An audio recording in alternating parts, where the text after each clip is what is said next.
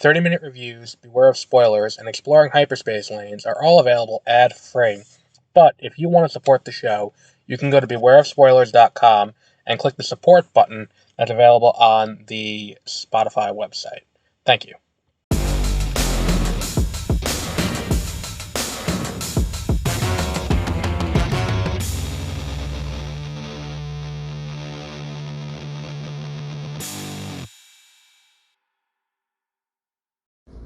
Good evening, and welcome to Beware of Spoilers. I am Adam on this, a chilly Thursday evening. So, this weekend the two big releases, for me at least, were, Monkey Man, obviously number one, and Wicked Little Letters was number two. This asshole is in the middle of the street instead of in the lane. What the fuck are you doing? So, the option came down to which one am I going to do first, and it came down to scheduling. Tomorrow, Monkey Man's being shown at a godly hour, so tonight I was like, alright, look, if Monkey Man's being shown there, and it's 7 for both of these, I'm not going to get into the semantics. It's easier, it was better to do this one tonight and then do Monkey Man tomorrow. Which is why we're talking about Wicked Little Letters today, which is a movie, with, and here's the thing, it's like, I'm watching this movie, and I'm like, I've seen the girl who plays Nancy somewhere. The little girl, the daughter of Jessie Buckley's character, Rose. I'm like, I was like, I've seen this girl somewhere. I couldn't put my finger on that. I looked it up after. I'm like, oh, Abigail, that fucking vampire movie that comes out, next week, that we're not going to talk about on here, probably, because I don't want to watch that. But either way, it's like, I was like, I've seen her every time I see that trailer for the last few months, which is more often than I would like. But regardless, I think this movie is very entertaining. I think that it is, it's not something where it is, it's got flavors of, and I know it's going to sound ridiculous, but it's got flavors of Anatomy of a Fall, especially toward the end. It's not as deep or as good as Anatomy of a Fall by any stretch of the imagination. I think it is just entertaining, and I think that this is a movie that's entertaining in so much as the performances are great. Jessie Buckley, who is the entire reason why I had any interest in seeing this. I had previously seen her in Men, we talked about Women Talking, which she was also in, and her being in the movie made me go, oh, okay, this could be interesting, because she's a good actress, and she plays an Irish immigrant who moves to England after World War I, and tries to start a life with her daughter. She moves in next door with this prim and proper family. She is rowdy, she is vulgar, she is, everything, every stereotype of an Irish person you've ever heard. There she is the walking stereotype, minus the Shamrock t-shirt. She is every stereotype rolled into one. And she's just, because of this, as letters start showing up at her next door neighbor's house, that are just explicit and rude and mean, she gets blamed and gets charged with the crime of sending these letters. And then it's and then the movie unfolds. It's the story of this woman as she's trying to clear her name because she didn't send the letters, and what unfolds there. I think it's an interesting story, and I think that the investigation part's very cool, the way they do it with this group of women, including the woman who plays one of the ghosts in the UK. Ghost is in it. I think that this movie is carried by its performances. If not for the performances by Olivia Colman, who's the neighbor, by Timothy Spall, who is her father, by Jessie Buckley, who is the lead. I don't think this movie quite lands without all of them, being as good as they are. I would say that there's definitely room for improvement. I think that the movie is slow at times. The pacing is not 100% great. It careens back and forth between whether it wants to be a comedy or a drama. I think it's trying to be a comedy, and I think the comedic moments land. But because the comedic moments land as well as they do, other aspects of the movie fall flat. What else have we got? I think the reveal that... And I was happy with the reveal because I was fairly certain going through the movie that it was going to be revealed that Timothy Spall was the one sending the letters. But I would have liked to have seen an exploration of the relationship between Edith, who is Olivia Colman, and her father. Like, that relationship should have been explored a little bit more, I think. And had we gotten just a little bit more there, it would have upped the movie a little bit. But there's really... The issue is it's at its core an abusive relationship, and for the tone the movie is clearly going for, having that there would have harmed the tone. Because you can't get a comedic tone in the movie and have that relationship be the way it is. You get enough of it here to kind of explain, but the reveal that oh, he doesn't want her to ever leave the house, he's the one who sent away the fiance, those reveals come in the third act, and it's yeah, but okay, sure, okay, that it's needed to end the movie and be oh, here it is. But it is what it is. The woman who plays Gladys Moss, whose name I don't know, is also really good. She was in Cyrano. That's where I think I saw her previously. Cyrano. She's in We Are Lady Parts, which I think I saw 2 episodes of. It's a very entertaining movie. And it's entertaining enough to warrant a watch if it's something that you have or haven't, that you because at the end of the day, it's just the acting performances make this worth a watch, and do make up for some of the other shortcomings the movie does have. Because it's not a perfect movie by any stretch of the imagination, but it's also not bad.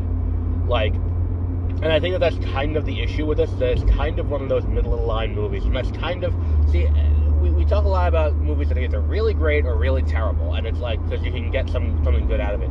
Something like this, where it's just kind of middle of the road fine, with room for improvement, but in all a satisfying experience. It's not Spinning Gold last year, or Paints last year, or there were other movies last year that I was oh, this, there was a real race to the bottom last year in terms of quality of movie.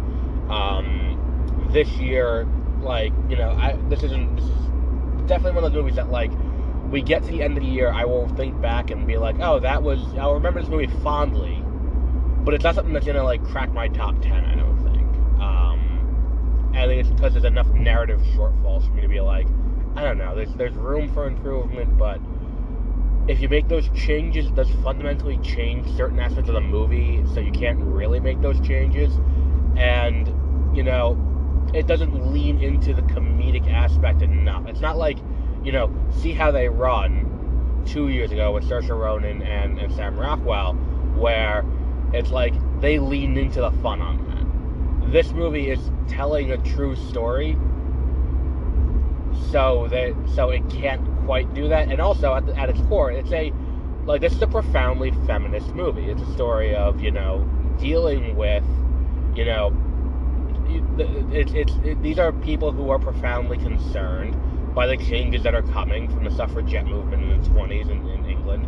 These are people who are, dealing with the integration, allowing women into the police force, and how that reshapes our entire paradigm for what they, for how they operate. This is people who are trying to, a woman who, just because she swears, has to deal with, is put into the situation. Because she publicly swears, and because she publicly isn't as, forwardly Christian as other members of the cast, she is ostracized and is the one who is ultimately thought to have committed the crime. It is profoundly a feminist movie, but it's the same thing last year, where we have a few movies that are profoundly feminist that got kind of cast aside, especially in the Oscar race, in favor of Barbie, which is just Barbie shoves it, I hate to say that because you sound like one of those assholes on the internet, which this is a podcast, and I am, in fact, an asshole on the internet.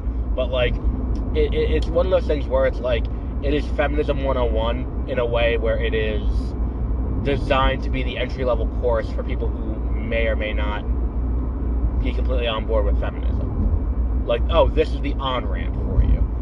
Things like Anatomy of a Fall and other movies like that are still feminist, but, you know, on a deeper level and get into more systemic issues, are kind of, you know, put on the back burner because, or not looked at in the same way because they aren't so forward about it, because they aren't so in your face about, here is the feminist lesson of this movie. And that is kind of what the issue with a little bit, not the issue with this is, but it is, you know, it is one of those things where it's like, this could have been, you know, that's the part that really stands out to me, I think is what I'm trying to say. As something about this movie that is, you know, interesting and gives it a level of depth that a lot of movies don't necessarily have. So what else have we got? That is not an exit, sir. That is an entrance. What else have we got? I feel like there's definitely more I wanted to address. Let me regroup while I sit in the drive-thru. Alright, we're back. The score, too, really stood out to me. That was the other thing I really wanted to address, because it's like, I don't talk about the score. I want something that's, like, really, really special. Like, Dune, I blew the score on for Dune Part 2. I added the Dune Part 2 score to my Amazon Music account, so I have it. They really need to fix these lights, because this is a very confusing light system that I'm looking at right here, for traffic lights. The Dune Part 2 score was something that, like, stood out, and I think that's still going to be my pick for Best Original Score come Oscar time, unless they do something really special with, what's it called? With, what was it? With, Furiosa. But this had a great score, too. And the way it goes in and out for tension, and the movie builds tension very well. Especially for something when we get to the third act, and based on the tone of the movie, you can kind of suss out where this is going to go. Like, by the time you get to the end of this movie, you're not going to be like, oh, well, what could possibly happen here? Is she going to get, like, when you get to the end, you're like, I don't think it's likely that, you know, Rose is not going to be exonerated. Like, by the time you get to the end, you're like, Rose is almost certainly going to be exonerated. But they still managed to build the tension where it's like, oh, will they catch her? Well, like, even things like they use invisible ink to prove who it is that's sending the letters. I'm not going to spoil it in case anyone wants to go out and watch the movie. I don't think I've spoiled up until this point. But, like, when they use the invisible ink, you're still like, oh shit, is it going to work? And it does, and it's like, oh, cool, it worked. It's weird that I would... Whatever, it is what it is. It's an interesting movie. I would say this is a solid 4, I would say, on our scale. Where 1 being, don't worry about watching it at all. 5 being, rush out to watch it in a theater. This is a 4. This is a movie where if you need something to watch in a matinee, it's a worthwhile watch while it's, you know, in a theater. It's not something that it's something you have to rush out to see, especially this weekend where you have so much stiff competition. This is a good, you know, oh, I'm off Tuesday, let me go watch a movie. What should I watch? Oh, let's go watch Wicked Little Letters. This is a good movie for that. This is a good, like, Discount Tuesday movie. It's still worth seeing in the theater, but I don't know if I would say this is definitely a rush out and see it right now movie, as evidenced by the fact that, you know, it came out last week and it just got wide release this week. Yeah, I'm interested to see, you know, what else we got.